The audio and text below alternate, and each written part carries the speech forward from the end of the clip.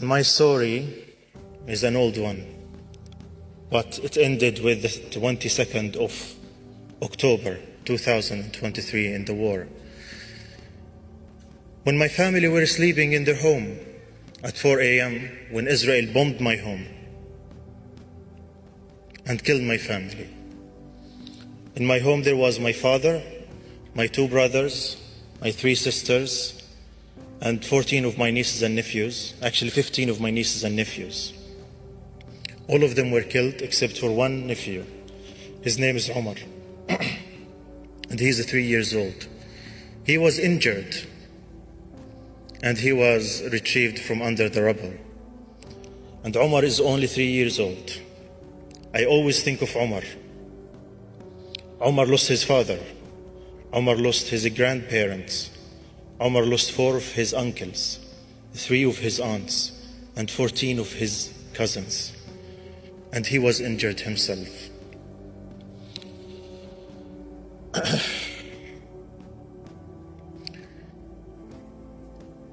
So when this happened to my family, I decided not to stay silent.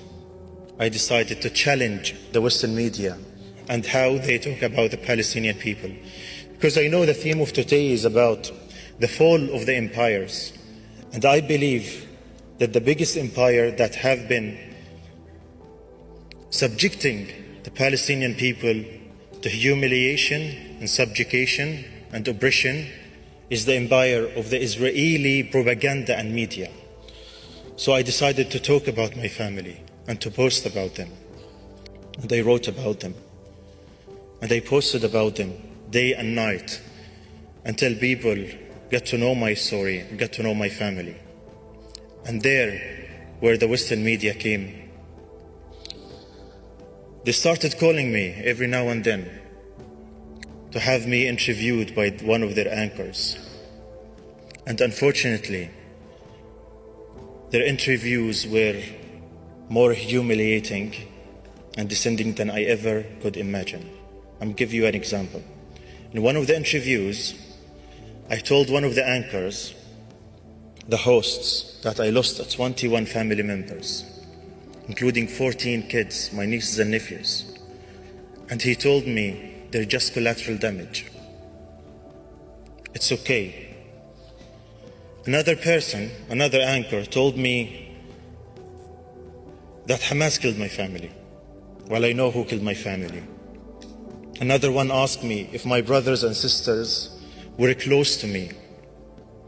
Another one told me that I shouldn't get into a war of words and hate while I was criticizing the Western media coverage.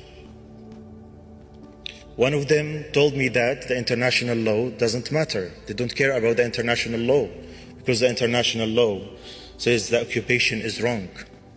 One of them told me that the UN is a spin force. And in the comments, many questions the reality that I lost 21 family members. And one of them asked me if I condemn Hamas only a few days after I lost my family. And one of them insisted that I should call Hamas a terror organization. And this is why I believe that the Western media is responsible for the killing of my family. Because no matter what Israel does,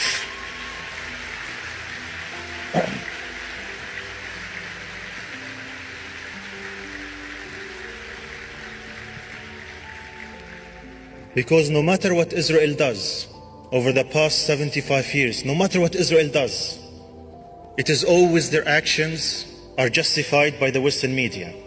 That the Palestinians are terrorists, that the Palestinians are anti-Semite, that the Palestinians don't deserve democracy or life, that the Palestinians should never have their own sovereignty over their own lands. It is always the Palestinians die and the Israelis are killed and massacred. It is always the Palestinian people are collateral damage.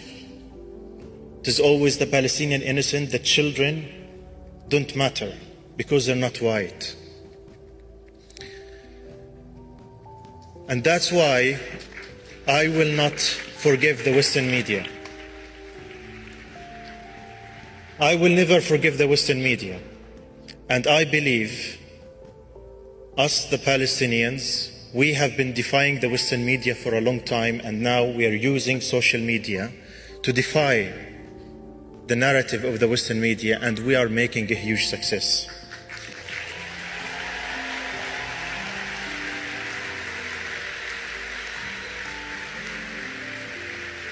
But I also believe that it's not only the Palestinians who have the responsibility to share their stories and to talk about their suffering and to send their message to the world.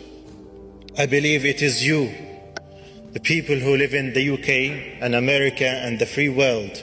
You have even a bigger responsibility towards the Palestinian people to share their stories.